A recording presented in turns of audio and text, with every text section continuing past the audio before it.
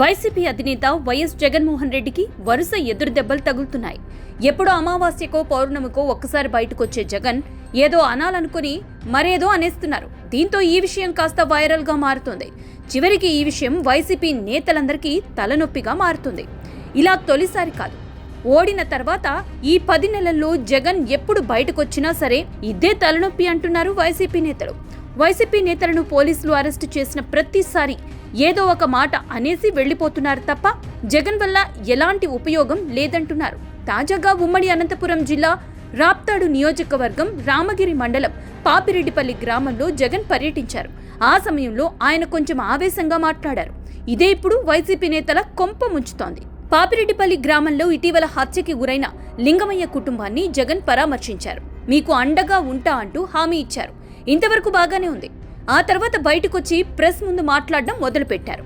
లింగమయ్యది రాజకీయ హత్య అంటూ టీడీపీ నేతలపై ఆరోపణలు చేశారు. దీనిపై విచారణ జరిపించి బాధ్యులను కఠినంగా శిక్షించాలని డిమాండ్ కూడా చేశారు. అంతవరకు ఎవరికీ ఎలాంటి ఇబ్బంది లేదు. కానీ ఇక్కడే జగన్లో సహనం నశించింది. అక్కడికి వచ్చిన వైసీపీ కార్యకర్తలు జై జగన్ అంటూ నినాదాలు చేశారు. అలాగే సీఎం సీఎం అంటూ గోల చేశారు. దీంతో మరింత రెచ్చిపోయిన జగన్ పోలీసులపై తీవ్ర వ్యాఖ్యలు చేశారు. బట్టలు ఊడదీస్తామంటూ వార్నింగ్ ఇచ్చారు. బజార్లో పరిగెట్టిస్తామంటూ తీవ్ర పదాలు వాడారు. ఉద్యోగం నుంచి పీకేస్తామంటూ ఘాటు వ్యాఖ్యలు చేశారు. జగన్ చేసిన వ్యాఖ్యలు సోషల్ మీడియాలో వైరల్ గా మారాయి. మొత్తం పోలీస్ వ్యవస్థనే కించపరిచేలా వ్యాఖ్యలు చేశారంటూ నెటిజన్లు తీవ్ర ఆగ్రహం వ్యక్తం చేశారు. దీంతో రామగిరి ఎస్ఐ సుధాకర్ ఓ వీడియో రిలీజ్ చేశారు. బట్టలు ఊడదీస్తా అంటూ జగన్ చేసిన వ్యాఖ్యలకు ఘాటుగా బదులిచ్చారు. ఇక ఏపీ పోలీస్ అధికారుల సంఘం కూడా జగన్ పై తీవ్ర ఆగ్రహం వ్యక్తం చేసింది. బట్టలు ఊడదీస్తా అంటూ జగన్ వ్యాఖ్యానించడాన్ని పోలీసు అధికారుల సంఘం రాష్ట్ర అధ్యక్షుడు శ్రీనివాసరావు విమర్శించారు.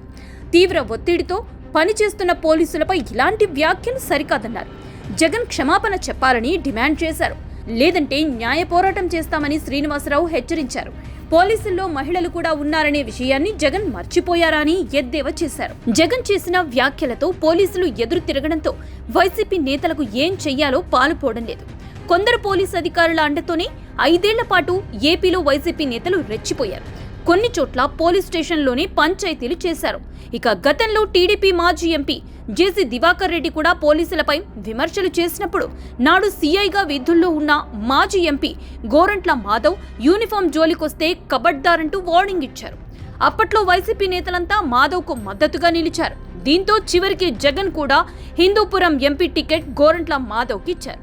మరి ఆ రోజు గోరంట్ల మాధవ్ చేసిన వ్యాఖ్యలు కరెక్ట్ అయితే ఈ రోజు ఎస్ఐ సుధాకర్ చేసిన వ్యాఖ్యలు కూడా కరెక్ట్ కాదా అని నెటిజన్లు ప్రశ్నిస్తున్నారు. ఇక మరికొంతమంది అయితే అప్పుడు మాధవ్ మాట్లాడిన మాటలు ఇప్పుడు సుధాకర్ వీడియోను పక్కన పెట్టి పోలీస్ పవర్ అంటే ఇదే అంటూ పోస్టు చేస్తున్నారు.